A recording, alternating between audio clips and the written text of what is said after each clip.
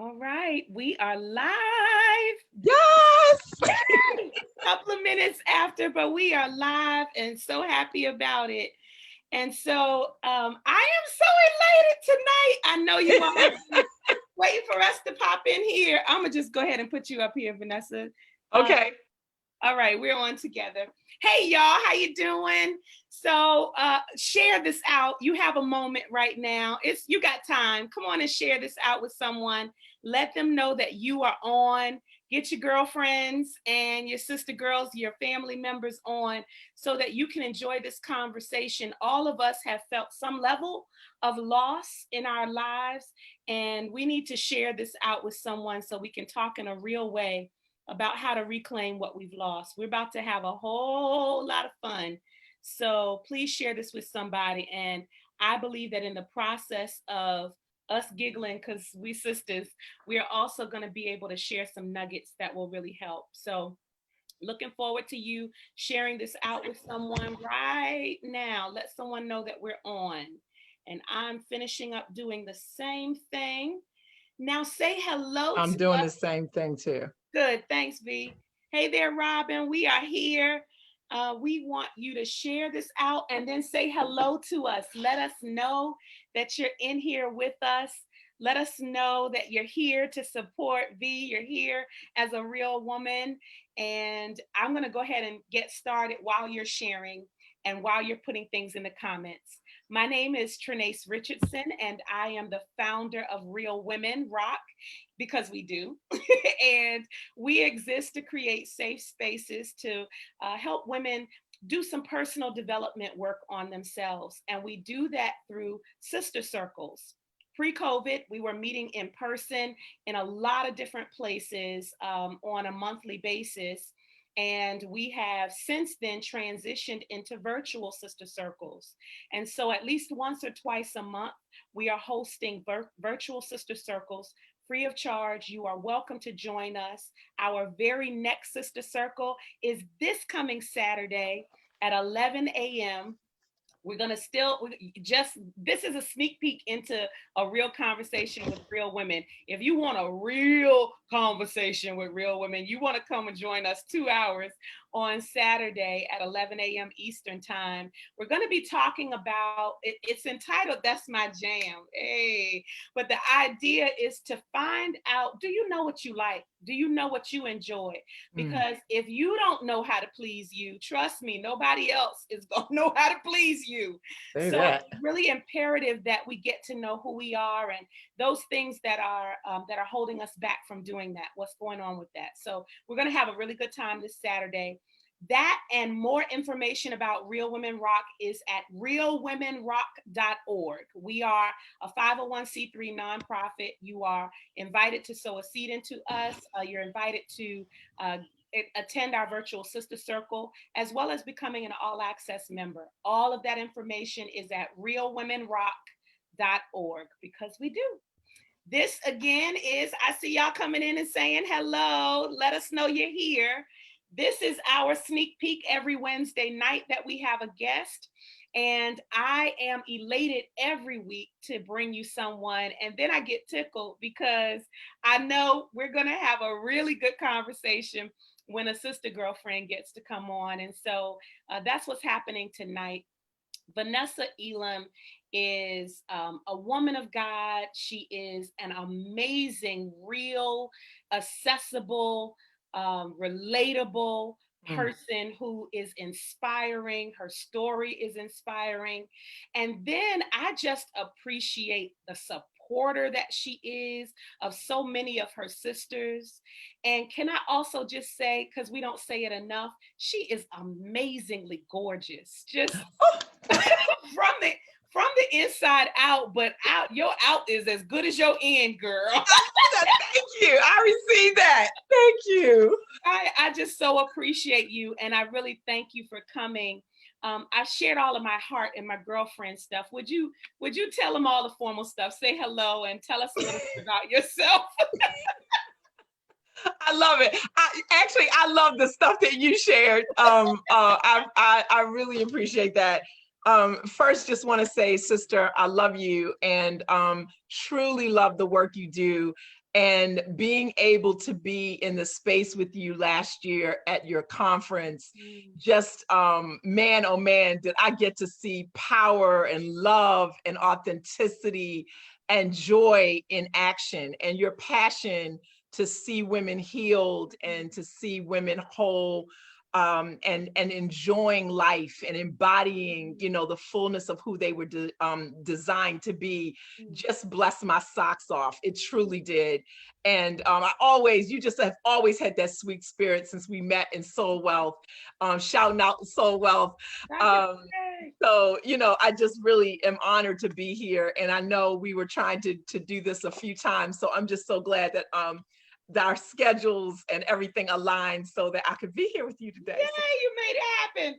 Thank you so much for being here. Now, you all, this topic is inspiring and challenging, because I know that in order for us to get to, in the heading I've given you, the theme, reclaiming what we've lost, we have to have lost something to reclaim. And so the work that you have done, Vanessa, is, I just think about whether you're in the pulpit and in front of women as it relates to women's ministry, or whether you are consulting and coaching and helping women in their personal and professional lives. Just, you run the gamut of helping women reclaim, renew, rejuvenate themselves as it relates to their lives. And that has to come from somewhere. So, as the founder of the Life Women's Fellowship, and as the founder of the She Is Free movement, hey, could you share with us kind of what led you to this kind of work? What in your life? And before you answer, I really want all of us in the chat, because this is an interaction, and not just you spectating and listening to us. Absolutely. I would love to know what you have lost, and you can be as general or specific as you need to be. Have you lost in relationships? Have you lost financially? Have you lost related to a job? Do you feel a sense of loss in your health? Have you lost family members and you're grieving? What have you lost that you feel like, in a sense, you are coming into reclaiming, or you still need to reclaim? And so what has led you down this path to even want to do this kind of work? Your story is a wonder, so you can start anywhere you want. It is indeed a wonder. I've always loved that phrase from Wonder of Women. That the first time I ever heard that phrase, it just really hit me, because our stories are a wonder. Yeah. You know, the work I do is a result of being what I didn't have. Mm. And there were pivotal times in my life where sisterhood and tribe would most likely have made all the difference between some really bad decisions, and would have assisted in the healing process, and would have assisted in the feeling there was a place that I belonged. Yeah. And so for a very long time, I didn't feel like I belonged anywhere. You know, I was very weird. I thought I was weird. I didn't know that my weirdness was actually awesome. But there's a time when for a lot of us, where you embrace your differences. Yeah. And then the world comes along and tells you that you're too loud and you're out of order and you're out of place and you got to calm down and you got to, do all these things. And so we wind up walking around oppressed. And and then add to that the trauma that can come in life. And you know a little of my story. I'll share it with those that are joining us tonight. But at 5 years old, I was just this bubbly, happy. I'm pretty much 5 now, because I'm kind of like got back to that girl that was just really happy about life, and I loved my family. I loved my I had a baby sister. Well, she was 11 months younger. Just a good life. And it was interrupted by a family member who molested me. And it was scary and horrific and confusing and totally disrupted my innocence. Wow. And it was, at that point, it got shared with family members. And because of these horrible stereotypes that exist in families, Yeah. Yep. they didn't know how to minister to me, if you will. Yes. Can I just pause right there Please.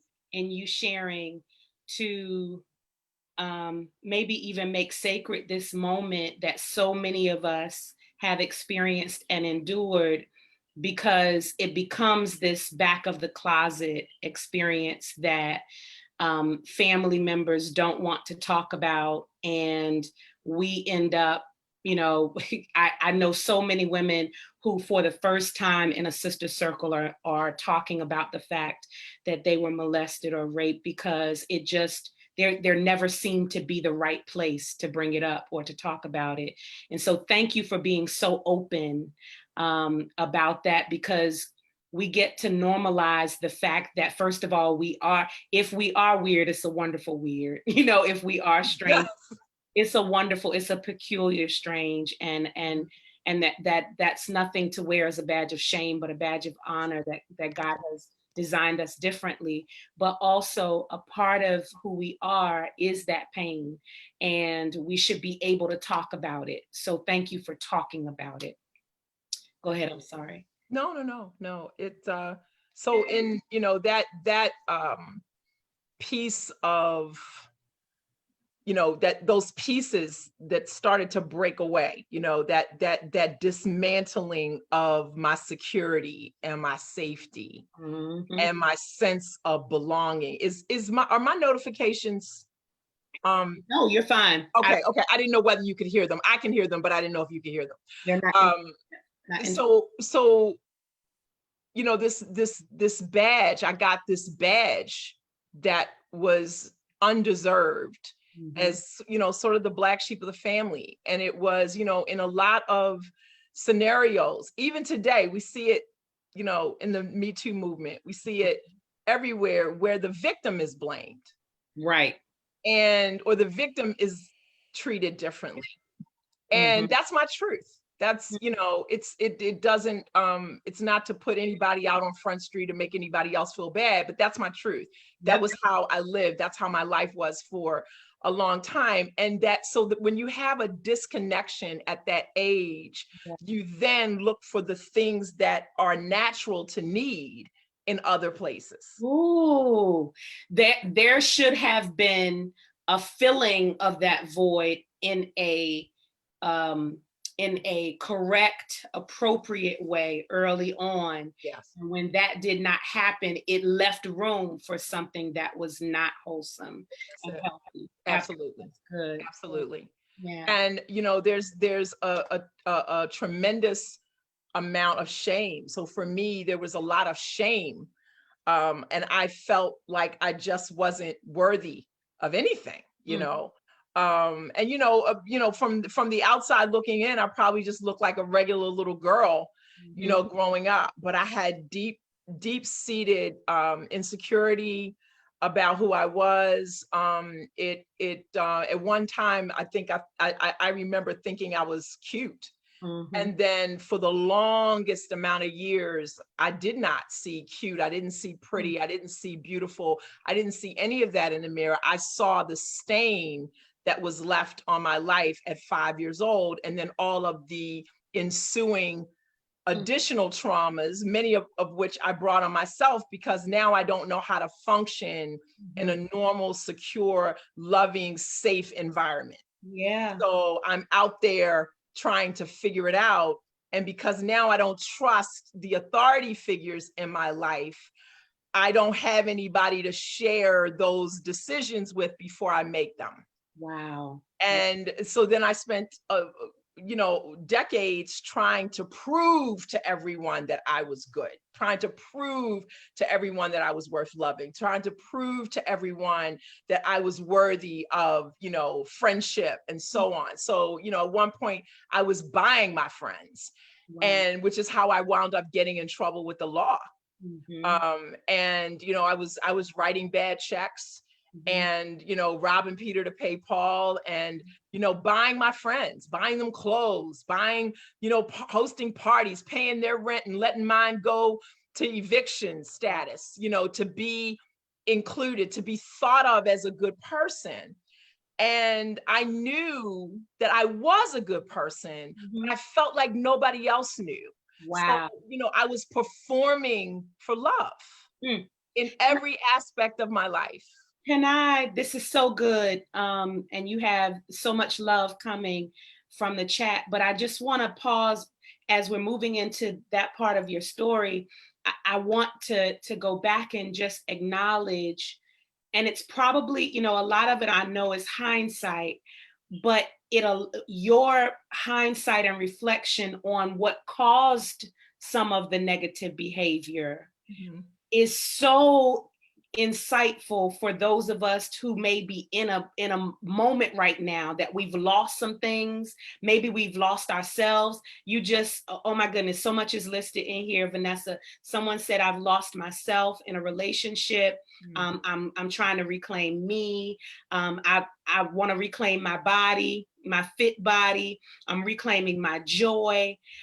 There's just so many things listed here that folks are working on reclaiming. And I hear you saying there were reasons for that. That's why we don't have to sit in shame and guilt and beat ourselves up or feel like we're just stuck and we cannot reclaim, because there are things happened that are causes for where we are. Absolutely. And even though everybody wants to put every action and every wrongdoing on our shoulders, because yes, we were the ones who did it, who caused whatever, in that moment, it is built upon something. Yes. It is, it is cumulative. And so Oh, I is just it out? Oh, wow.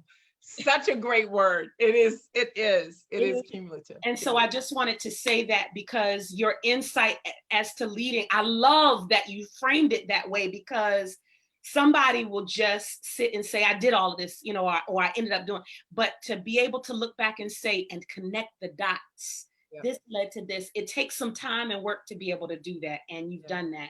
So you end up in a place where you are spending money that you don't have for people that Yes. don't care, no way, because as soon as you stop spinning, So of course, that garnered me the attention of the penal system.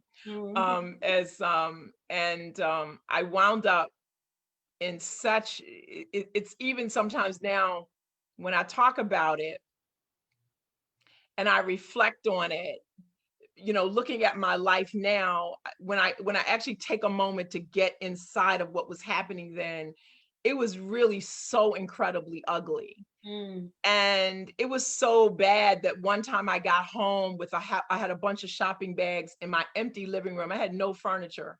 Mm. And I was looking at the bags and I was going through everything, which was my custom when I got home. And I couldn't remember being in the store and who I bought the item for. Wow.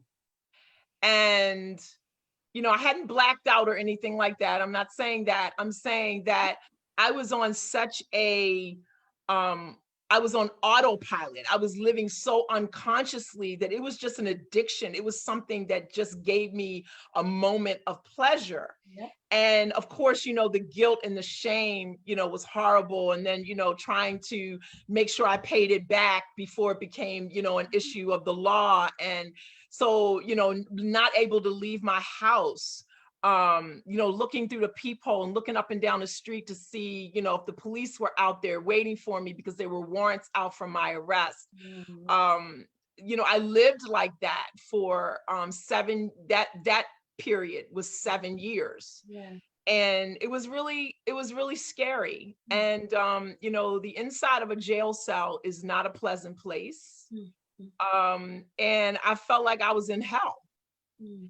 And I always rationalized that I was going to stop. But what I didn't realize is you can stop behavior, right? Yeah. Mm. You can stop behavior.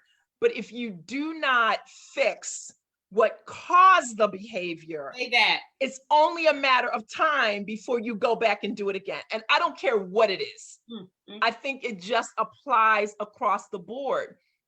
So I was trying to heal myself and I knew I needed healing. Mm-hmm. You know, I talked to my mom one time and she was so, you know, she was disappointed. You know, I'm her daughter, you know, her oldest, you know, she had such high hopes for me. And she says, baby, maybe you need to, you know, my mom's generation, they didn't believe in therapists. But my mom said, maybe you need to see somebody. You know, your like, mama said it. Listen, and my mama said it. And you know, her generation, they don't talk about family stuff. You don't go sit in no stranger's office telling your business. Family business is family business. Right. So, you know, for my mom to say that, you know, I just remember it was like somebody had twisted my guts inside me to hear my mother in pain over how I was behaving. And you know, and she never turned her back on me. You know, my family did not turn their back on me, but I wasn't letting them in. I wasn't saying to them, hey, y'all, I got a problem. I was denying it at every turn until, you know, it escalated. And, you know, I called them from I got my one phone call and I'm calling to say where I am and I need help. So it wasn't like I was letting anybody in. I was trying, you know, I had this facade and I was, you know, walking around like this happy-go-lucky girl that was successful and had it all together. And my life was in a shambles. Can I say this? So I think what you're saying is just so instructive for us because we will wear the facade for as long as we will wear it till the wheels fall off. Yeah, and I did.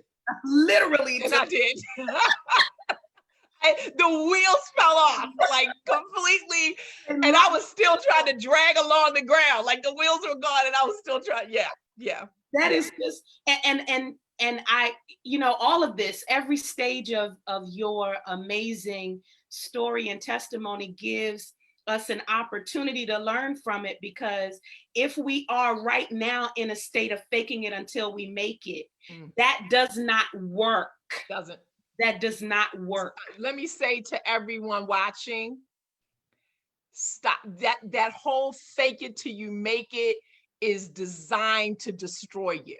Yes. Because the longer you fake it, the less time you're working on yourself, the less time you're showing up as the real you. And you are valuable. You are someone amazing that God's created, and there's a purpose for your life, and there's a reason why you're here. And it's your job to figure out what that is so that you show up as your most amazing self and you make the best contribution to society and to your family and to your life, because you're living the life that you're designed to. So the longer you're just prolonging a breakdown. You're prolonging the wall. You know, at some point you have to hit the wall. I pray when you hit the wall, you're not in jail doing it. But wherever you are, look at yourself in the mirror and tell yourself how that you're fearfully and wonderfully made. That's what the Bible tells us in Psalm 139. Fearfully and wonderfully. And I love this because I remember looking it up in the concordance because I wanted to get, did fearfully and wonderfully mean what I thought it meant in the English language? To mess with me. Go ahead. No, okay. And so when I read it and it said reverently, and as in stood back to consider. Yeah.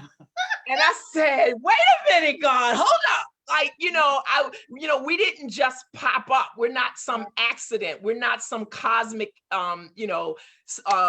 smash up.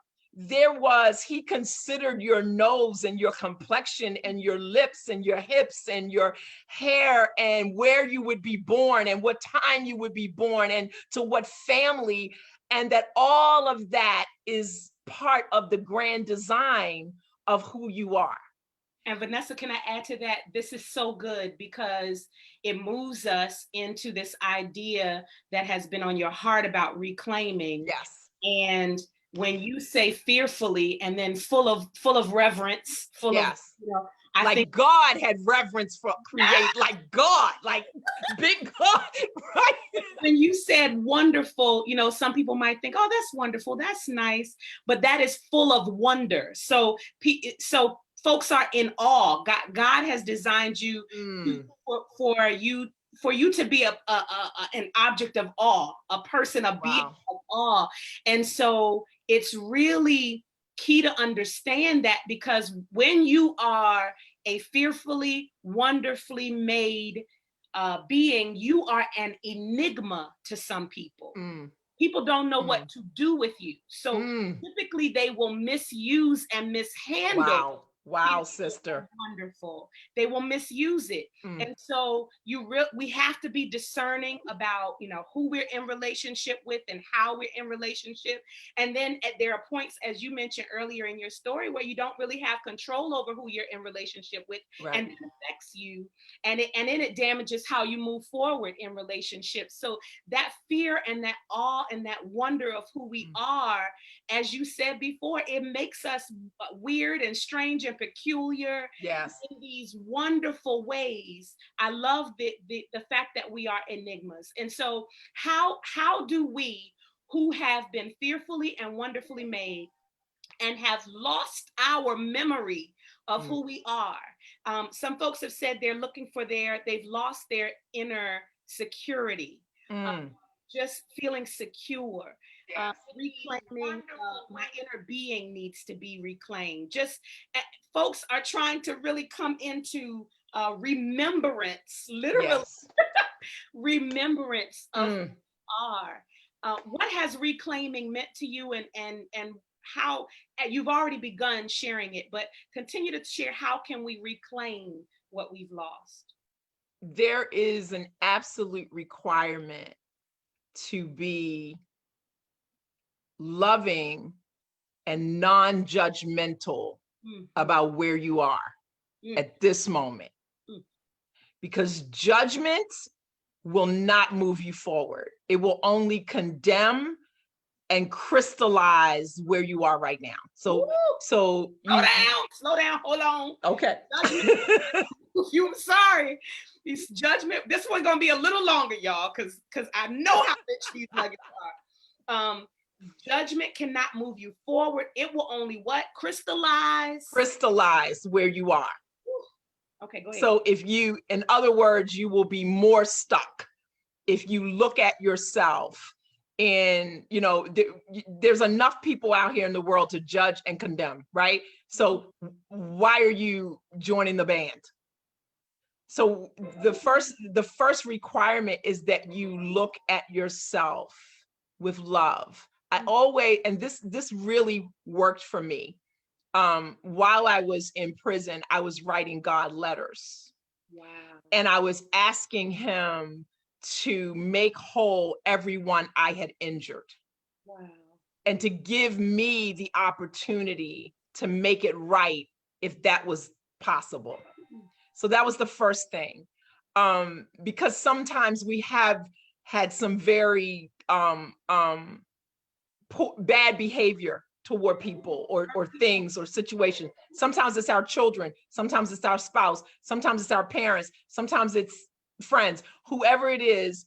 But the first thing to do is like forgive yourself, because we're forgiven. Mm-hmm. He's forgiven us. But let me tell you, our memory is longer than God's, because he said all you have to do is ask. Right. And he'll throw it in the sea of forgetfulness. Happen. Never to be remembered, but we're holding on. And it doesn't absolve you of responsibility and accountability. Yeah. But it says I'm forgiven. Mm-hmm. So I felt like that was, for me, that was the first thing, that I had to forgive myself. Yeah.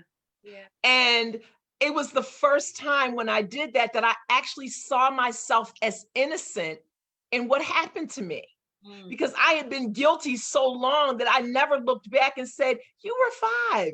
Yes. You were a little girl. You were completely innocent in this. And it wasn't your fault that it wasn't handled right. Yes. So in that forgiveness, and then in seeing myself, and I always think about when we give, we don't have compassion for ourselves. It's one of the things that I love It's why I keep rereading certain sections of Dr. Vicki Johnson's book, Soul Wealth, Finding Vision and Compassion. The first compassion she talks about is the compassion for yourself. Yeah. And so if you can't find compassion for yourself, think about an innocent baby. You would not see a sweet little naked baby laying on a sidewalk crying. You would pick it up, you would clothe it, you would hold it to yourself, you would calm it down, you would love it, you would figure out what it needed, you would get it food, you would get it water, you would change its diaper, you would do whatever you needed to do. So if you're in such a place where, because sometimes we hate ourselves. We do. We do. Right? There's hatred, there's self-hatred that takes up residence when we have lost things in ourselves. And so look at yourself, think about that baby, and then transfer that to yourself and take care of yourself. It doesn't absolve you. Like I'm saying, it doesn't say, oh, okay, so now everything is fine. You know, I didn't kill people. I'm not saying that you kill people, but I'm saying, you know, you've done some bad things and you're saying, oh, now everything is fine because I forgive myself. No, it says I got to do my work. So that's the beginning of the work. That is so good. And then it's that quiet sitting with God. Of course, I had a lot of time to sit. You know, let me just say, try not to get to the forced sitting place. Voluntarily sit your behind down and talk in your journal, in your voice recorder. Now we have all these ways of technology to think about what you believed your life was going to be before it got disrupted and dismantled. Because I had all these dreams and things that I wanted to do. Like I wanted to be a talk show host, and, you know, I wanted to travel around the world, and I wanted to like host it. I wanted to have a charity, and I wanted to, you know, write checks for women to, that had single moms, to buy them houses, and nobody would know where the money came from. I'm still going to do that. So I have no reason now not to believe that every single dream I have will come true. And that it will be manifest, because I am the dream manifest sitting here right now. Because at one point I had to start to believe that, one, I could be a free woman, and two, that I could be a joyful woman, and that everything that the enemy stole, if you will, if we're going to go to church, that the enemy stole, I was going to get it back. Because he had no business having it in the first place. So it really takes a lot of introspection and prayer, and the forgiveness is not a one-shot deal. Right. Ooh, say that. Right? It's not a like, okay, I forgive myself, I'm good, I'm gonna move on. Nope. It's gonna drag you, it's gonna try to pull you back into, you know. I want to say something about that, V. Thank you. I apologize for interrupting you, but no, this is a conversation. Absolutely. It is so important that you said that, because when you were talking, I was thinking about, you know, okay, so what does forgiveness look like? What does forgiveness look like? And when you said that, it hit me. It's a process. It is literally a process of you being compassionate and gracious toward yourself, the same way you said we would with that baby, the same way, truth be told, we do with other people in our lives. We are just not as gracious toward ourselves. That's right. And so it is a process of continually pouring love on yourself. And whether that is verbally affirming some things for yourself, silently affirming some things, doing things that you enjoy and bring you joy, because like you said, you know, we'll do a one and done, and then we're trying to figure out why we're depressed, down, and broken months, days later, because we're not pouring love on ourselves continually. So we have to find things we enjoy doing and giving ourselves permission to be that, do that, enjoy. Say that. Yeah, so that we know, you know, love we'll tell it to a whole bunch of people. Love is an action word, so it's action for ourselves. That's right. That's right. Yeah, with that love. So well said. Yeah. Perfectly said. Yeah. Absolutely. We got to pour it on, and it is continual. I'm sorry. Can I show you a couple of things? So, please. Okay, so I just want to tell you real quick. I don't know who's watching, so whoever's watching, I don't know who's on. They are loving you. You're so well, sisters. Some real women are here. Hey, so well. Hey, real women. Hey, Life Tribe. Life Tribe is here. Absolutely. Because I really want it, be non-judgmental. I want to make sure folks are getting the nuggets, and they are. Loving myself, and forgiveness is the start of really just having that powerful tool. I'm just reading some of what they've said. Having compassion for yourself. These are good, y'all. Y'all are getting them. I really want to make sure that if we're loving ourselves, we're forgiving ourselves as we're moving forward to reclaim what it could be a whole bunch of stuff that we've lost, right? I'm just thinking about all of the things that all of the things that we've lost, body stuff, to internally, we're grieving loved ones, all of those folks in our lives that have left, either forcefully, we wanted them to go, they wanted to leave, or they passed away. All of those things are losses that we don't feel like we can reclaim. When it's external of us and we are dealing with other people and they have taken from us, or honestly we have given it away, where does reclaiming sit in those moments? How can I think we go back again to forgiveness, because one of the things, after you forgive yourself, you have to forgive the people that you're holding on to. So you have to forgive who injured you. You have to forgive who left you. So that too, just like with yourself, it is a process. And then you need to list what's lost and what the what's the word I want to use? What is attributed to that? So if I am down and I'm depressed and I'm anxious or whatever, what do I need? What's the antidote for that? It's joy. Yeah. So because now my joy isn't showing up. I'm not showing up in joy. I don't feel joyful. I don't look joyful. I don't sound joyful. I don't have joyful conversation. So it is a real look. And I'm going to say this is not easy work. I'm 57 years old. Girl, you look. This is. Can we just pause for a second? Bless you. I receive it. I receive it. It's the joy. I'm telling you, it's the joy. And my mama got good genes. I got to give my mom. My mama and my grandmother had good genes. But I also, when I look back at pictures of myself, I look younger now than I did then. Right? And that's not Mac. Right? That's not Mac. That's not Mary Kay. Yes. That's not any of those folks. It's it's not the hair. It's none of that. Give it, V. What's going on the inside? So, because I have more wrinkles now than I did then, and I have more dimples than I had then. But I've never felt more beautiful. I've never felt sexier. I've never felt more alive and free than I do now. Woo! When I look back, I looked older when I was 20 something, when I was going through all that trauma and processing and not, because I had a mask on. That's why I look older, because I had a mask on. Yes. Can I add to that? Yes, add, please. You look older than you do now, because you had a mask on and because you were carrying the weight. Woo! That's it.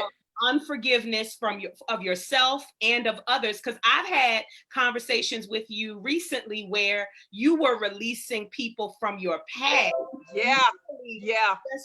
And I believe that process just takes some weight off of you. I have gone up and down and roller coaster with my weight, but it's literally, I can pinpoint the emotional roller coaster along with my physical roller coaster. So because when we release people, when we release ourselves, we lighten our load. I love it. You are lighter 50. It is. It is. And the funny thing was, I just had an experience today where I had to go get sized for a ring. And I had my old ring that I hadn't gotten sized for a ring for a very long time. And I can't wear that ring now. It's so small. So I was like, dang, my fingers are that fat. I'm a woman. Look, y'all, I'm just keeping it real. So, but I was thinking to myself, I said, wow, I was really, really thinner then. And I'm, much bigger now. But I'm like, That girl had no idea how bomb she was. Yes. This girl does. Yes. Right? Yes. This girl does. Yes. So, That's so so I, good. That's I so own good. all of it. I own all of it. It doesn't even matter now what my weight is. No, those are numbers. Like now, like one of my things on my list to reclaim was my wellness, because it wasn't like, okay, I got to drop 40 pounds because I want to be the size I was when I was 25. It's like, no, I need my heart good. I need my liver good. I need, I need my internals to be good. Yep. So, and I want to get to the reclaiming because I don't want to lose your question. When you're doing that forgiveness work, you've got to do the forgiveness work, and then you've got to do a list for yourself of what is it that you really want to be. If you didn't have any restrictions, what do you want to be? I didn't say what do you want to do. That's good. It's what do I want to be? What do I want to embody? Yeah. Because we can all do stuff. I've been doing stuff all my life. I've been doing. I've been drove myself crazy and everybody around me doing, right? Because when you're performing, also, I think about now how much work and weight was on me back then. Now I won't allow it. Yes. I won't allow it because I'm like, no, because that gets me to a place of stress and anxiety and so on. So it's like, no. And I can say no. So here's a nugget that everybody knows. No is a complete sentence. Yep. And please use it as often as need be so that you can, so you also have to reclaim, because to reclaim is a battle. Yeah. There will be all kinds of distractions to prevent you from going back and grabbing that thing. I do a talk called Own the Room. And I talk about those rooms that we were in our lives where we lost things, or where something that we wanted was either there or not there, where trauma happened or whatever. And I gave each woman in the room a key. And I said, you have the key. The key is you. You can go back into that room and take hold and change the narrative of what happened in that room.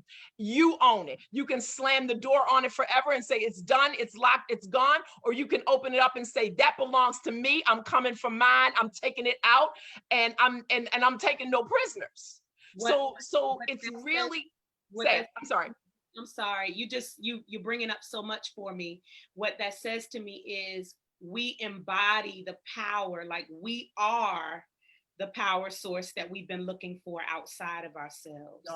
And so in any room that we go to where we felt like we've lost, this comes back to reclaiming, because whatever we felt like we have lost, we ourselves have the ability to be, to embody, to reclaim, to get back all that we need without any external assistance. And I don't mean without counseling, I mean all the work that you have to do. But if we make a decision in this moment to forgive ourselves, if we make a decision in this moment to forgive someone else, we have all that we need within us to start that process. And so I love that you shared that. I want us to feel like this conversation needs to go another hour, because it does. It's supposed to be a sneak peek, and we have given y'all more than the 35 minutes. So I don't know how long we were supposed to be on here. I'm just like, yep, I'll be there at 8 o'clock. No problem. And so I really wanted you to be able to share, as you are, any nuggets you want to close with about reclaiming. Okay. But I know that there are some women who have heard your story. And if y'all popped in kind of late and that kind of thing, you have to go back and listen to the whole thing, because Vanessa's story, her testimony, her life is a testament to reclaiming. To know that she now stands on stages and sits in circles with women and pours into others when she herself felt powerless and hopeless at one point. This is someone you want to connect with. So Vanessa, if you wouldn't mind sharing in any way you're comfortable, what resources you have, where people can go to find you, what you offer, anything you want to share with us so that we can have it chronicled right here. Thank you for that, Trinace. Mhm. So you, of course, you can reach me on through Facebook and through Instagram.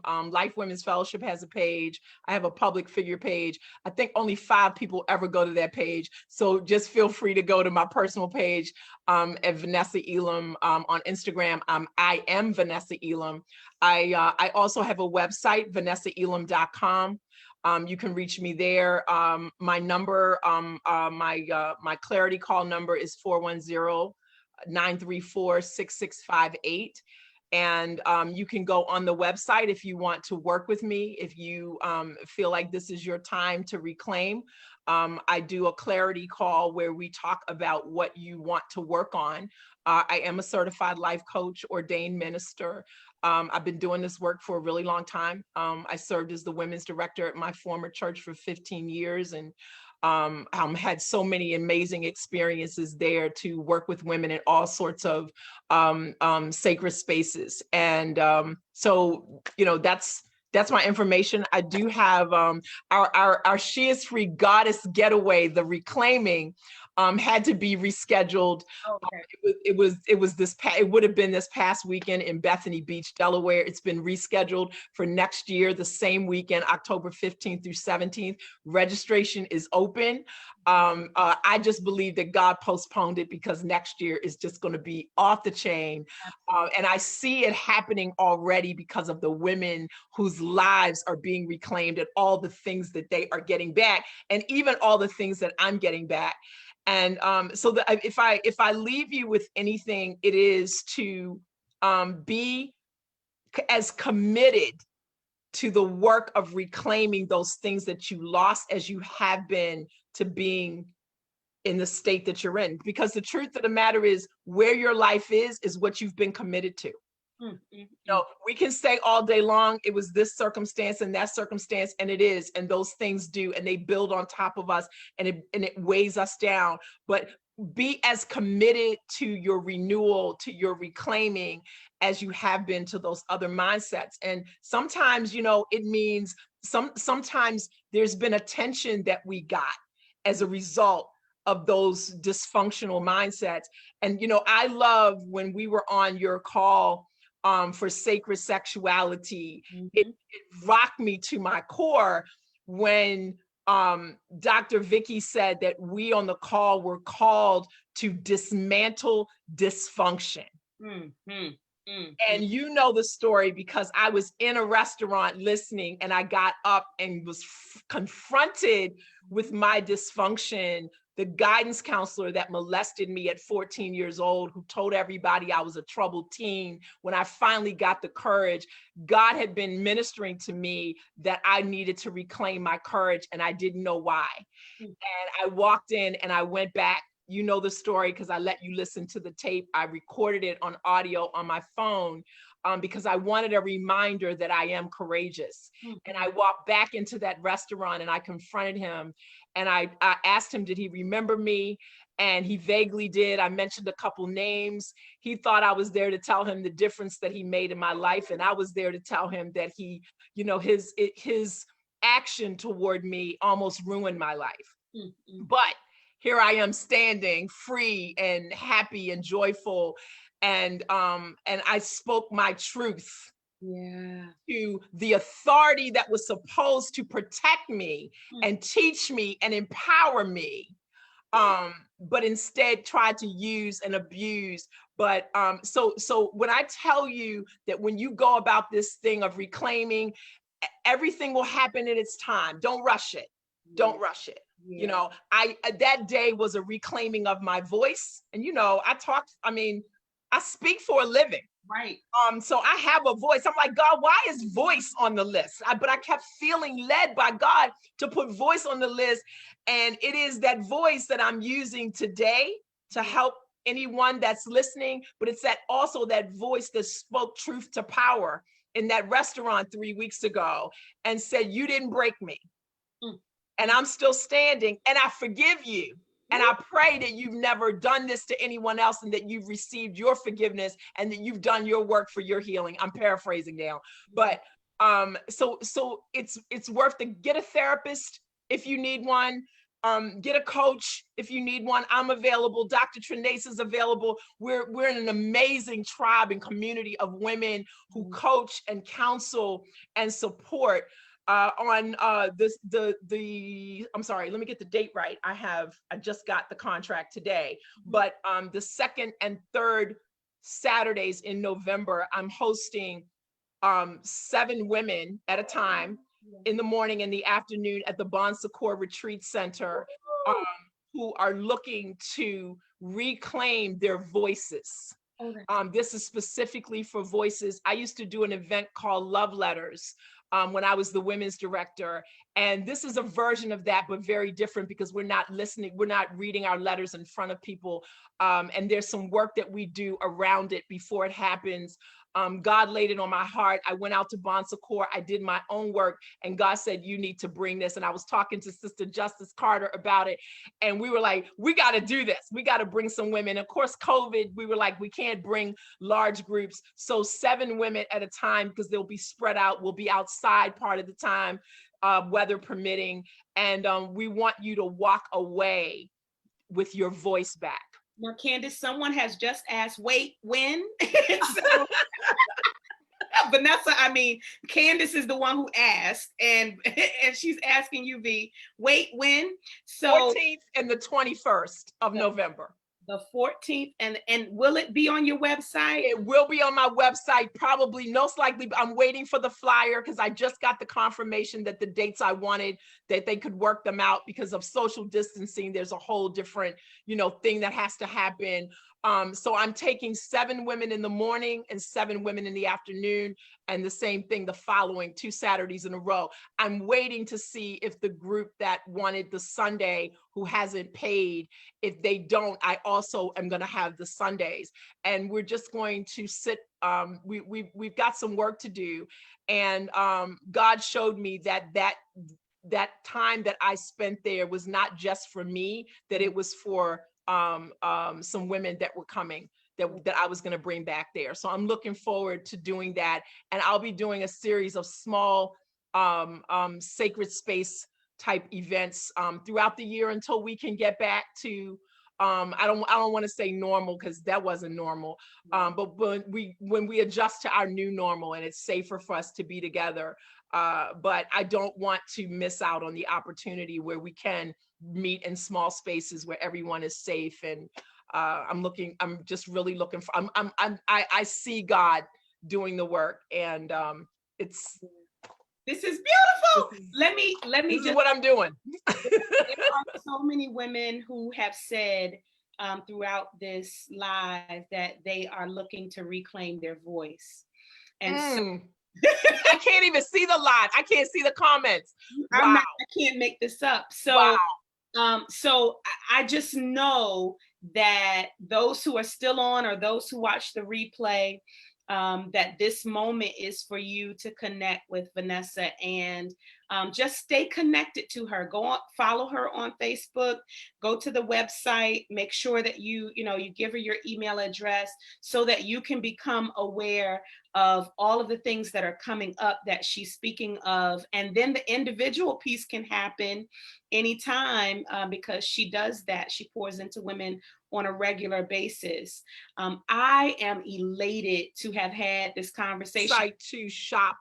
And I'm sorry, my screen froze. I didn't realize you were talking. I apologize. Oh, go ahead. What were you? I was going to say, if they go on the website, if they click on the link for shop, that's where they can schedule and the clarity call. If that's what they if they're looking to work with me. So I do work with them in one-on-one spaces. We either work through Zoom or in a safer environment, with one-on-one. I am doing that now. I'm kind of about to shut a lot of that down because they're looking for spikes, and I just want to make sure we're all safe, because we're going to get through this. I just believe we are. We are, and virtual is the way to go. When in doubt, get on Zoom. Thank you so much. This has been amazing. I appreciate your authenticity, your vulnerability, your courage, just knowing the full circle that you've come to, that you're continuing to grow, you're continuing to evolve as you're pouring into other women, and being transparent about it. I'm just so grateful to you. I'm literally going to end this the way that I began it, because I thank you for being beautiful inside and out. Mm. And I just don't believe I think we hold stuff like that in. I don't know whether it's insecurity on our parts, or we don't want to give as much as, we want to give in proportion to what we feel like is given to us. I want you to know, it has been said up here several times, so you got to go back and look at the comments. You Okay. beautiful, Vanessa. And Mm. I know that you've begun and have been embracing the beauty that God has gifted you with, but the peculiarity, the weirdness, the strangeness, all of those things have come together to just you embody and emanate light. And so I just wanted to thank you for that. Y'all, this has been so good. Thank you for that. Thank you for Done that. for an hour in a long time, but I knew it was going to be good because our connection is just really genuine. So Yes. thank you so Yes. much. Thank you for holding these spaces, Trinace. I mean, it's your work is, I'm just asking God to continue to bless you and your family, your marriage, your ministry, that he would just continue to pour and shower you with his blessings. You are changing lives every single solitary day, sister. And we need you. We need you. And I love you. And I have always just thought that you were just the most precious, intelligent, gorgeous spirit just floating around and so wealthy. And I'm like, who is she? So pretty, all that pretty hair and the beautiful smile, and just, and then I got to see your husband, and you guys are beautiful. So it's just, I just ask God to continue to bless you. Thank you Real so good. much. I love the Love Fest. Keep it going. We don't Yes. do enough of it, We don't. It doesn't take anything away to shower someone else. And, we never know when our smile, our hug, our hello can make the difference in somebody's life. Like, I've heard people say it was the difference between them about to commit suicide. So let me hush, because we could talk for another 2 hours. Y'all are just on the after now. So Right. this is the after party. The after party, right. So much for being here. We will be back next Wednesday, and we will have another sneak peek into a conversation, a real conversation with real women. Thank you for being here with us. I love you, Vanessa. I love you, Trinace. Talk to you later. Bye. Bye-bye.